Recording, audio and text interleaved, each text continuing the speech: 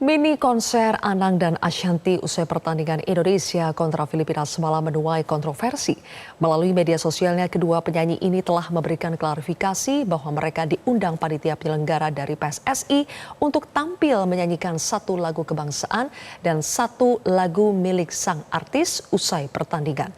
Kami akan membahas kontroversi ini bersama dengan pemerhati sepak bola sekaligus koordinator Save Our Soccer, Akmal Marhali. Selamat malam, Mas Akmal.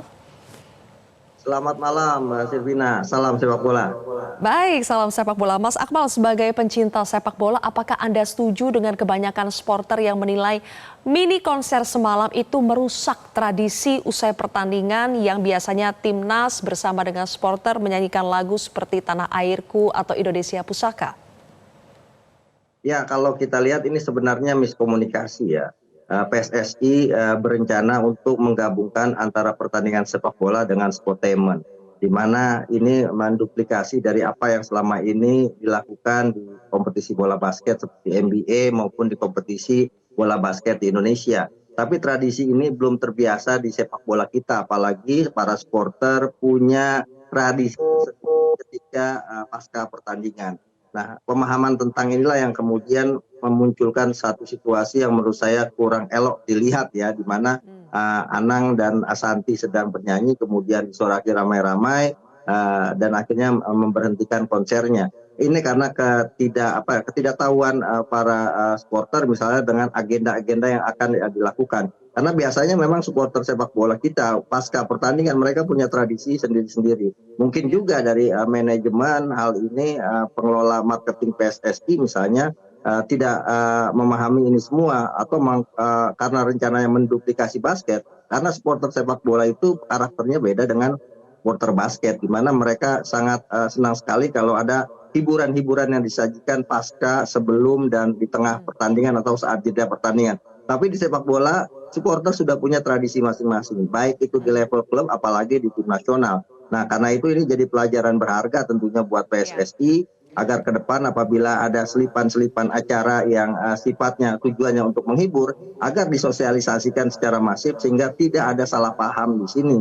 Nah, Oke. apalagi kalau kemudian saya usulkan misalnya untuk akhir pertandingan, saya pikir kalau mau menyelipkan kegiatan-kegiatan sportainment misalnya di akhir pertandingan itu tidak perlu. Yang perlu misalnya di awal jelang pertandingan atau di tengah ketika jeda babak pertama menuju babak kedua. Karena ketika Baik. itu konsentrasi supporter memang lagi butuh hiburan. Tapi ketika pasca pertandingan mereka punya rencana tersendiri. Kalau mereka timnya kalah pasti mereka akan merasakan kesedihan. Kalau timnya menang mereka ingin merasakan bersama-sama kemenangan itu. Dan di Indonesia misalnya di tim nasional itu ditradisikan setiap pasca pertandingan pasti menyanyikan lagu Indonesia Pusaka. Atau kalau di klub-klub mereka punya lagu-lagu tersendiri yang akan mereka nyanyikan bersama pemain mereka pasca pertandingan. Jadi ini Iya. kesalahan manajemen, termasuk diantaranya adalah ketidakpahaman misalnya bagaimana kultur Oke. sepak bola itu sangat berbeda dengan basket. Baik, Mas Akmal, menurut Anda tradisi antara supporter dengan pemain yang menyanyikan lagu kebangsaan seperti Indonesia Pusaka atau Tanah Airku usai pertandingan itu, apakah adalah suatu hal yang sulit untuk diubah tradisi ini? Apakah sulit untuk bergeser dari tradisi yang sakral seperti itu menjadi tradisi ditambah sportainment seperti Anda yang sebutkan? Apakah sulit menggesernya? Saya pikir tidak sulit kalau kemudian ada komunikasi dan sosialisasi yang dilakukan. Ini kan permasalahannya tidak ada sosialisasi. Mungkin supporter berpikir setelah pasca pertandingan tim menang, mereka ingin merayakan semuanya. Mereka kan melakukan segala sesuatunya dengan spontan. Misal kemarin saya nonton di GBK. Di tengah pertandingan mereka melakukan angkat tangan ramai-ramai gitu kan, bikin gelombang. Dan itu hal-hal yang dilakukan secara spontan, tidak kemudian diarahkan atau ada komando atau ada jadwal-jadwal agenda kapan mereka akan melakukan itu semua. Termasuk di dalamnya di jeda pertandingan tidak euforia kemudian di basket. Kan ada juga event di mana digelar sportainment misalnya menyanyikan lagu siapa yang ekspresinya paling bagus atau mengikuti emosian-emosian yang diberikan di layar yang kemudian supporter harus mengikuti. Tapi tradisi ini belum terbiasa di sepak bola.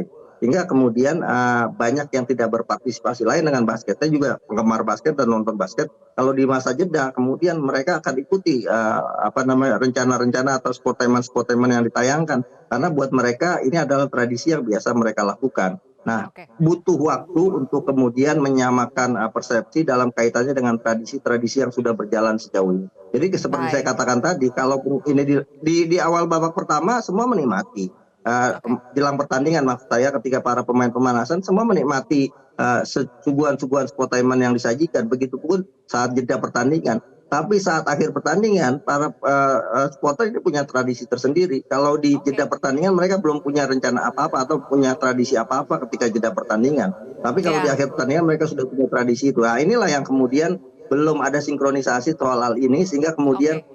ya di satu sisi Anang Asanti tidak salah karena dia diundang memang untuk Ya. menghibur Nah, Mas penonton. Akmal, Di kan sisi sudah ada lain, klarifikasi ya. Kita tampilkan bersama juga nih, ada klarifikasi yang disampaikan Anang dan Ashanti di media sosial mereka bahwa mereka itu diundang panitia penyelenggara dalam hal ini PSSI untuk tampil menyanyikan satu lagu kebangsaan dan satu lagu milik sang artis usai pertandingan.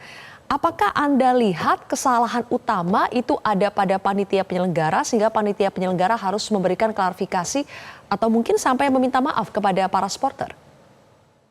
ya, jalan solusinya adalah bagaimana kemudian pihak Anang Asanti juga tidak merasa dituduhkan dengan kasus ini karena mereka memang diundang untuk tampil dalam acara. Tapi di jeda babak pertama misalnya menuju babak kedua ada juga nyanyi bersama yang dilakukan oleh artis yang mengisi acara. Saya kurang tahu siapa yang mengisi, tapi semua mengikuti gitu kan. Karena memang di jeda itu tidak ada aktivitas supporter yang menjadi tradisi mereka. Mereka menggunakan jeda biasanya ya untuk santai, untuk istirahat setelah mereka melakukan yel-yel sepanjang pertandingan. Kalau di basket kan jarang ada yel-yel sepanjang pertandingan seperti di sepak bola.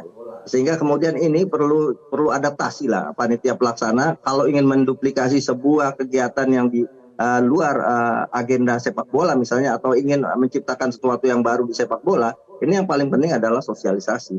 Jangan semuanya menganggap bahwa ini bisa dilakukan dengan di tempat mana saja, di event apa saja, tradisi olahraga tertentu dibawa ke tradisi olahraga lain.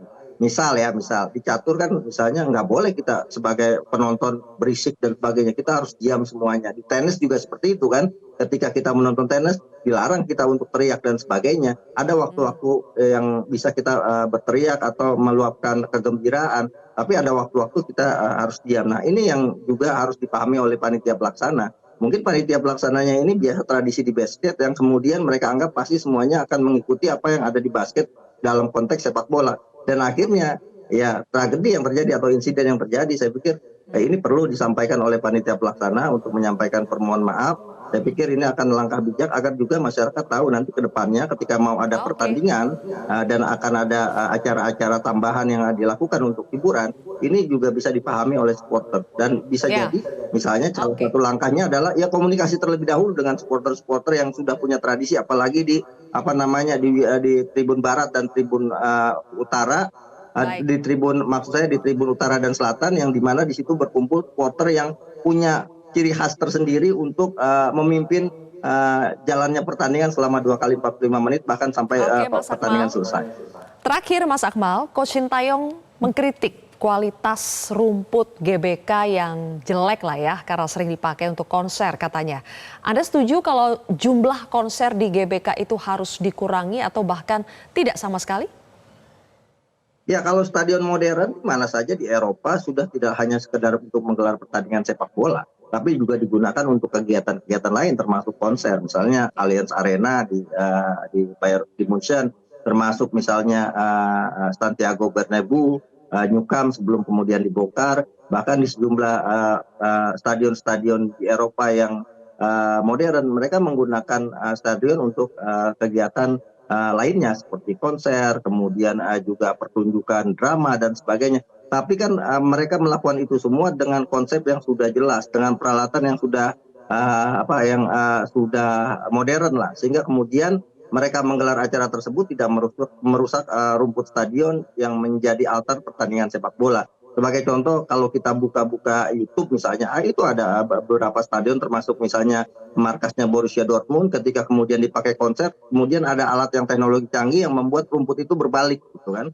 Berbalik dan berubah menjadi seperti stage. Nah, apakah teknologi ini sudah bisa diterapkan di Indonesia? Itu permasalahannya. Apalagi misalnya selama ini kan kita konvensional atau manual. Jadi kalau kemudian dipakai konser cuma ditutup saja pakai triplek atau pakai papan, sehingga kemudian papannya tidak ada jarak dengan rumputnya yang pada akhirnya seperti yang kita lihat saat ini.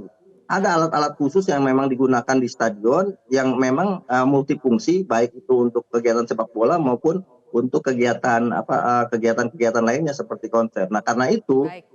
pengelola Gelora Bung Karno Senayan bukan cuma sekedar untuk bisa mengisi stadion ini untuk event-event dan menghasilkan keuntungan untuk pengelola stadion, tapi mereka juga harus memikirkan bagaimana ketika stadion ini digunakan untuk event lain tidak merusak rumput yang Ya. menjadi Oke. altar pertandingan Baik, sepak Mas bola. Ini Amal. yang perlu dikaji oleh Ya. pengelola Stadion Utama Mudah-mudahan Gelora bisa Bung Karno menjadi Senayan. catatan dan segera menjadi masukan yang bisa ditindaklanjuti lebih jauh. Terima kasih Mas Akmal sudah bergabung bersama kami di Prime Time besar ini.